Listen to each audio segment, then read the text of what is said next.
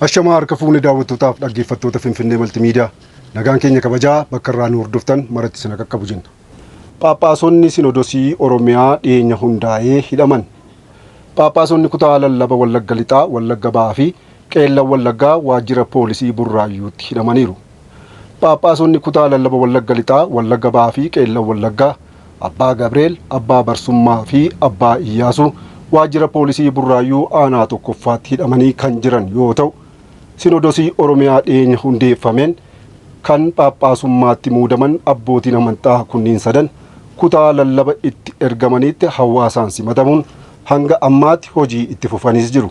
Haa ta'u malee walgayii hatattamaa tibbana Finfinneetti Sinodosiin Ortodoksii Itoophiyaa taasise irratti hirmaachuuf gara Finfinneetti akka dhufanii fi waamichi karaa Abuna Saariyoosiin isaaniif taasifamuufiitus himama.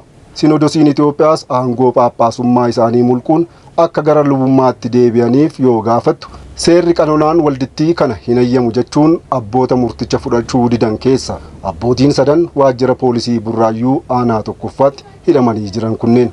Abboota 25 Sinodosii Oromiyaatiin muudamanii turan keessaa immoo namoonni lama ajajaaf murtoo Sinodosii Itoophiyaa fudhachuun gara lubummaatti deebi'aniiru. Abboota amantaa murtee Sinodosii Itoophiyaatiin darbe morman keessaas 4 murtichatti mufachuun uffata qulqullummaa ofirraa baasuun tajaajila amantichaa yeroof dhaabuu yoo murteessan Abuna Gabreel, Abuna Barsummaa fi Abuna Iyyaasuun hawaasa isaanii qabachuun hanga gaafa to'annoo poolisii jala oolfamanitti tajaajila itti fufaniiru. Pirezidantiin naannoo Oromiyaa Obbo Shimallis Abdiisaa Phaaphaasota Sinodosii Oromiyaatiin muudaman yeroo gabaabaa keessatti guureen isiniif fida jechuu isaaniis abboonni mana amantaa Ortodoksii Tawaahidoo Itoophiyaa dhiyeenya dubbachuun isaanii in yaadatama. Sinodosiin Ortodoksii Itoophiyaas himata yakka qabeenya bataskaanaa saamuu fi seeraan ala kutaa lallabaa fonqolchuuf yaaluu jedhuun isaan himachuuf waajjira abbaa alangaatti galmeeffachuutu ibsame. Abbootiin sadan yoom to'annoo poolisii jala akka oolan kan hin ibsamnes ta'us garuu godinaalee tajaajilaaf itti ramadaman irraa qabamanii dhufuun akka Burraayyuutti hidhaman Sinodosii Oromiyaatti damee dhimma miidiyaalee kan ta'an Obbo Mariit Tulluu Finfinnee Maltiimiidiyaatti himaniiru.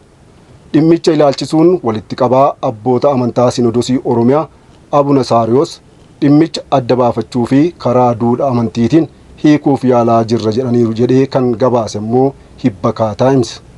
Oduma walqabateenis hiriirri mormii hidhamuu fi dhiibbaa Phaaphaasota Oromoo irra qaqqabaa jiru balaaleffatu godinaalee Wallagga 3 keessatti geggeeffamuu itti fufeera.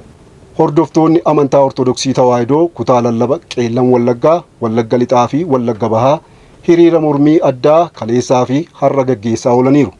Hiriirichi mirgi Phaaphaasota Oromoo sarbamuun haa dhaabbatu, mirgi afaan ofiitiin tajaajilamuu fi nama ofiirraa barachuu Oromoo akka eegamu barbaanna yaadota jedhaniin masakamuu maddeen odeeffanne eeraniiru. Egaan hordoftootaaf dhaggeeffattoota Finfinnee Maltiimiidiyaa waan waliin turtaniif guddaa galatoomaa jenna. Chaanaalii YouTube Finfinnee Maltiimiidiyaa like, share, subscribe godhaa. Finfinnee Maltiimiidiyaa madda seenaaf odeeffannooti.